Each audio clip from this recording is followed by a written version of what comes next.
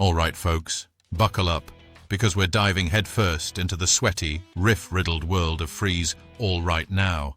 That song that's basically the audio equivalent of a cheeky wink from a stranger who turns out to be your soulmate for 3 minutes and change. You know the one. It blasts out of every classic rock station, every dive bar jukebox, every dad rock playlist like it's got a permanent residency in your eardrums. Even if you're pretending you've never air guitared to it in your underwear, liar, we all have. But hold on. What if I told you this anthem of awkward pickups and eternal optimism was born from a gig so disastrous, it made the band want to crawl into a hole and die? Yeah, we're gonna unpack that, roast it like a marshmallow over a bonfire of vanities, and maybe even imagine what if Free had written it about picking up laundry instead. Stick around, because by the end you'll be humming it with fresh trivia lodged in your brain like a splinter from a splintered Stratocaster. Let's rewind to the late 60s, when rock was still figuring out if it wanted to be bluesy, boozy, or just plain confused. Enter Free, a band slapped together in London like a mismatched puzzle from a thrift shop. Picture this. Paul Kossoff, this 17-year-old guitar whiz with a mop of hair that screamed, "I just escaped a Beatles convention," was jamming in a blues outfit called Black Cat Bones. He drags his drummer buddy Simon Kirk, 18, steady as a metronome on steroids, to check out this singer Paul Rodgers belting it out with his group Brown Sugar at some dingy club in Finsbury Park. Rodgers, also 18, had a voice that could melt butter or break hearts, depending on the decibels. Kossoff's like, "Mate, that's our front man." They rope in Andy Fraser, a bass prodigy who's barely 15. Yes, 15. The age when most kids are worrying about acne and algebra, not laying down grooves that could rattle your grandma's china. Fraser came recommended by blues legend Alexis Corner, who not only hooked them up but christened the band Free, because why not? It sounded liberated, like free love or free beer, though in reality it was probably just free of any better ideas. These lads were teenagers hacking their way through the British blues boom. Think Cream, Fleetwood Mac, all that sweaty, soulful stuff. They signed with Island Records, dropped their debut Tons of Sobs in '68, which is basically a raw blues jam session committed to vinyl. Follow it up with Free in '69, still mining that moody vein. But here's the spark, the eureka moment that birthed All Right Now, a rainy Tuesday night in Durham, England, at the Students' Union in Dunelm House. The band's slogging through their set, slow blues, medium blues, basically a lullaby for insomniacs, and the crowd? Crickets. Literal silence. They finish, walk off stage to the echo of their own footsteps. Applause dies faster than a bad dates conversation. Kirker later said it was like the audience was on Mandrax, all 30 of them zoned out in a venue that could hold 2,000. Grimm doesn't cover it. Back in the dressing room, tension thicker than fog on the Thames, Fraser starts bopping around like a hyperactive kid, chanting, "All right now, baby, it's all right now," to lighten the mood. Boom, 10 minutes later he's got the bones of the song. It's their desperate plea for a crowd pleaser, something to end shows with a bang instead of a whimper. Rodgers chimes in with lyrics while waiting for the van to pick him up for the next gig. Talk about multitasking. The riff? Fraser cooked it up on piano, channeling his inner Pete Townshend. Then Kossoff translates it to guitar, turning it into that iconic strutting monster that hooks you like a fish on a line. What if they'd stuck with slow blues? Free might have faded into obscurity and we'd all be listening to elevator music instead. Or worse, what if Fraser had chanted, "Not right now, baby, I've got a headache"? Rock history rewritten as a celibate anthem. Satirical swipe. In today's world, that gig flop would have gone viral on TikTok as epic fail, band plays to ghosts, and Free would have pivoted to ASMR videos. Fast forward to January 1970. They're in the studio laying down tracks for their third album, Fire and Water. Island Records' Chris Blackwell is behind the board, capturing that raw energy.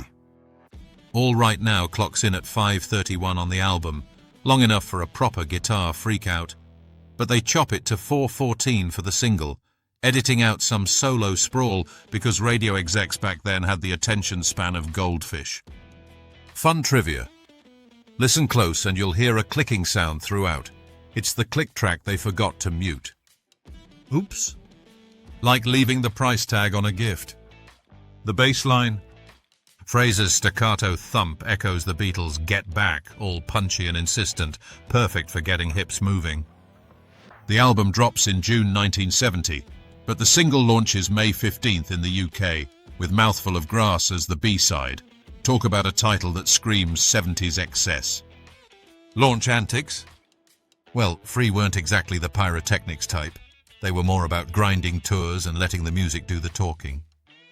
But imagine the absurdity.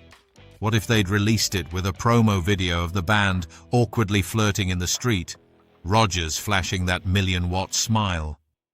Instead, it spreads organically, word-of-mouth style, like a virus before viruses were cool. Self-roast. If I were their manager, I'd have suggested a tie-in with parking meters given the lyrics. Let's move before they raise the parking rate. Pure gold for a meter-made satire. Now, the rise to mythic status. This thing explodes. Hits number 2 in the UK, blocked by some schmaltzy tune probably, and number 4 on the US Billboard Hot 100.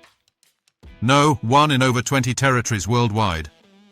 They play the Isle of Wight Festival in August 70, in front of 600,000 mud-soaked hippies, right after Jimi Hendrix and The Who. Pete Townshend himself corners them backstage. Congrats on the hit, lads. Starstruck much? The song's everywhere. Billboard calls it a funky beer blues swinger. Record World says it lays a hunk of heaviness on your head. Controversies? Slim pickings. Free were too busy imploding internally. No lawsuits, no scandals, just the usual rock excess. Kossoff's drug issues bubble under, but that's band drama, not song-specific. Cultural ripples? It becomes the blueprint for arena rock anthems. Simple, sexy, unstoppable. What if it had flopped? Free might have become accountants and Rogers would have ended up crooning lounge covers. Pun alert. Instead, it was all right then and it's all right now. Let's break down those lyrics because they're deceptively dumb genius. Starts with, there she stood in the street, smiling from her head to her feet. Head to feet? That's not anatomically possible unless she's a giraffe or doing yoga upside down. Artistic license, folks. It's visceral, painting this beaming babe who's all vibes. Rogers approaches. Hey, what is this? Now, baby, maybe she's in need of a kiss. Corny as hell, like a pickup line from a bad rom-com. Then, I said, hey, what's your name? Maybe we can see things the same. Smooth, Paul, real smooth. He whisks her off. Let's move before they raise the parking rate. Origins? Pure 70s urban flirtation. Parking meters as foreplay. Cultural impact. It normalized cheesy come-ons in rock, paving the way for hair metal's sleaze. Deeper meaning? Some say it's about living in the now, like Van Halen's Right Now. But nah, it's straight-up seduction. She gets suspicious at his place. Love, Lord above, now you're trying to trick me in love. Boom, the twist. She calls his bluff. The chorus? All right now, baby, it's all right now. Reassurance wrapped in repetition, born from that post-gig pep talk. What if it was not quite now, baby? Total buzzkill and we'd have no stadium chance. The song's ripple effects. Massive. By '89, over 1 million US radio plays, ASCAP award. By 2006, 3 million in the UK, BMI honours. It's a classic rock staple, played every 45 seconds somewhere on Earth, according to one DJ. Stanford University's band turns it into their fight song. Imagine tackling to that riff. Pop culture? Pops up in Supernatural's finale, football games, USC plays it on turnovers, punny, even ads. Wrigley's Gum in 90 Rockets, a reissue to number 5 UK. But Rogers yanked it from a foot odor powder spot. Feet all right now? 2 on the nose. Satirical jab. In our ad-saturated world, it'd be selling crypto or erectile dysfunction pills. Legacy and lasting weirdness. Free crumbles in 71. Internal rifts, Kossoff's addictions. Reform 72, drop free at last, and Heartbreaker disband 73. Kossoff dies at 25 in 76 from a drug-fueled heart attack. Fraser in 2015 at 62 from AIDS and cancer. Rodgers and Kirk form bad company, hits galore. But All Right Now endures. Covers? Rod Stewart gravel voices it. Christina Aguilera belts a pop twist. Pepsi and Amp, Shirley, Wham, backups. Disco Fiat for their album All Right Now. Meta much? Mike Oldfield, Runaways, even GNR nod to it. Modern echoes? Every bar band mangles it. It's in movies, memes. Obscure trivia. The single was one of the first stereo releases in the UK, post Bowie's Space Oddity. And that burbling in the album solo? Mystery words maybe she didn't want to know. Fan theories abound. What if Free had lasted? We'd have more anthems, less Bad Company cheese. Self-roast, or maybe they'd pivot to disco and All Right Now becomes a roller skate jam. Whew, we've riffed through the history, the hooks, the hilarity of it all. All Right Now isn't just a song, it's a time capsule of rock's horny, hopeful heart. So if you're feeling that itch, crank it up, smile from head to feet, and remember, even bad gigs birth legends. Hit like if this made you chuckle, subscribe for more rock roasts, and drop your wildest what if in the comments. What's your free story? Share it. Maybe it's all right now.